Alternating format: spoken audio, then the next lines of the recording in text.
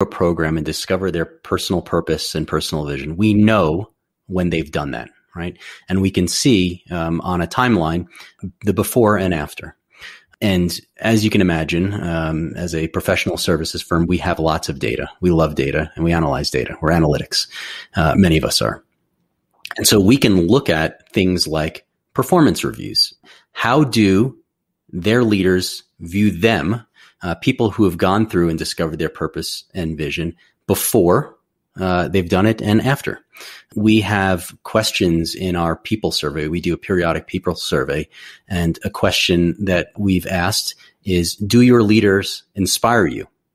And we can see whether or not people have changed their answer or the trends in answers before and after somebody's gone through personal purpose and personal vision discovery. Jeff, maybe you can jump in with some of the things that you've been working on. Yeah. So, for example, and Stacia, you talked about long-term value, and you identified that earlier. In the EPIC report, and this is a global report that was contributed to about 40 organizations that manage assets of over $70 trillion. Its goal was to create financial quantitative metrics assigned to the creation of long-term value, of which purpose was one of them. So let's talk about two of the drivers. One is employees. So employee is a driver of long-term value. And if you think about going back to the idea of fulfillment, when you understand your personal purpose and personal vision, and you feel like you're working for an organization, someone bigger than you, you are more engaged. And when you are more engaged, you are more productive. And when you are more productive, you lower the cost of labor. And when you lower the cost of labor, it drops directly to the bottom line. And globally, it's been agreed by these 40 organizations and now everyone else who is sort of accepted it, by lowering the cost of labor. And if you back it up and if you work all the way back, you can get to organizational personal purpose as ingredients in helping that happen. There's a direct tie. When you look at another driver, which is on the customer side of it, people who believe in what you believe in as an organization, customers, right, are more likely to purchase your products. There's also statistics that show that they're more likely to be loyal to you. And there's a whole bunch of statistics about what loyalty will bring to you. So, for example, it lowers the cost of acquiring a customer because you don't have to spend as much money with a loyal customer. Very loyal customers, customers of the heart, emotional loyalty, and you remain loyal, higher margins, lower cost of acquisition, higher retention, all drops directly to the bottom line. So I could go on about that. In each one of the 5 categories that have been studied by EPIC, there's a tie to purpose, long-term value, which means including vision, and a direct benefit to the bottom line. Did you all do any of this analysis internally? Have you been able to kind of show and see impact of your journey? We have, and I would call it a journey. So we are doing it, and we're starting to see. We launched the program at scale about a year and a half to 2 years ago. So it's not something that flips and you start seeing the trends immediately. You need time. So we are starting to go through it, and we're starting to see things like the impact to leadership skills in performance reviews. We're starting to see the impact to retention. Because again, as you discover a purpose and vision and you're able to, like the stories I shared, or one of the stories I shared, you're able to adjust the work that you're doing.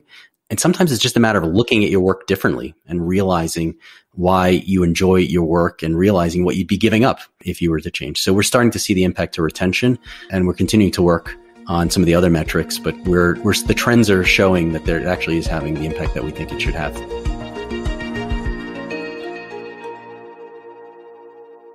We ask everybody who comes on the podcast this question. Let me pick on Jeff first. The question we ask is, why do you do the work that you do? Was there somebody or something that inspired you to focus your professional life on this topic? So why I do what I do harks back. I started the story with you about when I was in grade school and I came to a school where I was different. And my English class, I loved English. I read a book called Grendel. Grendel was a character in Beowulf, the epic poem. I don't know if you remember, but Grendel was a monster on the inside, but a monster on the outside, but a human on the inside. And I love the story about Grendel because Grendel lived in the time of the Vikings, and Grendel lived alone with his or her mother. and only wanted to be human. And when he or she heard the Vikings celebrating, would come and knock on the mead hall door because they wanted to celebrate and be with other humans because it was human on the inside. And of course, when the Vikings opened the door, all they saw was this monster on the outside and would chase Grendel away. And the thing that I appreciated was I felt like Grendel. I felt like I joined the school and they didn't look at the inside. They didn't understand my purpose or my vision for the future. And the thing I appreciated about Grendel was tenacious. So got chased away, always came back, knocked on the door again and again and again, and never gave up. And so my personal purpose is about being tenacious, that when people say you can't do something, that I get this spark inside of me that says, you can do it. And that to recognize, and I shared this before, that everyone has unique, remarkable, you just have to look for it. And you can't tell from the outside. So that is my spark. And frankly, I did not discover that till I came to EY and stumbled into this role, met Tal, and then began building the personal purpose program. That what I do every day is to help people have confidence that they are unique, that don't worry about what people say, what they don't know who you are. Let's discover who you are, live into who you are, and then you can become really remarkable and make remarkable contributions to your team or organization. So I love the work that I do every day. It's very personal to me because it goes way back in my story as a development of a human being. Great. Jeff, thank you for sharing. Thank you. Tal. Yeah. So I look back and I would say I didn't pick the role and the job and the things that I'm doing. I feel like it picked me. And, like Jeff, I shared my purpose earlier, which is to make things better for others so that they can thrive and in turn make things better for others. No matter what I was doing throughout my career, I didn't have those words, but no matter what I was doing throughout my career, I recognized I felt great when I was making things better for others. Like whatever it was, whether it was in my personal life, my work life, I was feeling great when I felt like I was contributing to the world and get meaning from it when I was helping make things better for others, and they were thriving and they in turn can make things better for others. And what you hear in that hopefully is a bit of a ripple type of effect. I like doing things at scale, doing things that will impact lots of people. I feel great when I'm having a one-on-one conversation. I'm making them feel better. I feel incredible when I do things that I know will have a ripple effect and help many, many people, because I love scale and I love big impact and making things better. And so when this role came about and this opportunity to be in this role, there wasn't a moment of hesitation. Why? Because I knew in the role that I had, that I would have, that I would be able to make things better for others. At the time, I didn't know that I'd be doing it through purpose and vision. I thought I'd be doing it through lots of other L&D initiatives and programs, which I still do. Purpose and vision is just a part of what I do. So I feel like it chose me, and I wish I didn't know about it, but I wish I would have had my purpose and vision earlier on in my career, because it would have helped me get probably to this path and to this role that much quicker. Great. Well, gentlemen, thank you so much for the conversation today. I'm really thrilled that we managed to get you in our season. You bring really interesting perspectives to the conversation.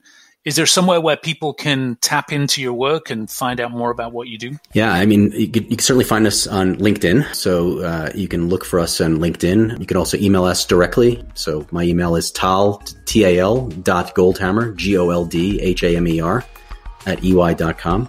And Jeff's at jeffs.steer@EY.com, jeff.stier@EY.com.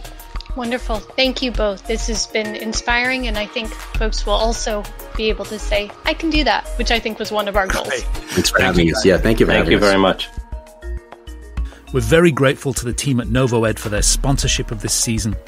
Global enterprises rely on NovoEd's collaborative online learning platform to build high-value capabilities that result in real impact. With NovoEd, you deliver powerful, engaging learning that activates deep skill development and drives measurable business outcomes. You can access the research that we discuss here and a ton of other great research and insights at www.redthreadresearch.com. And you can subscribe to the podcast, of course, at www.learningisthenewworking.org.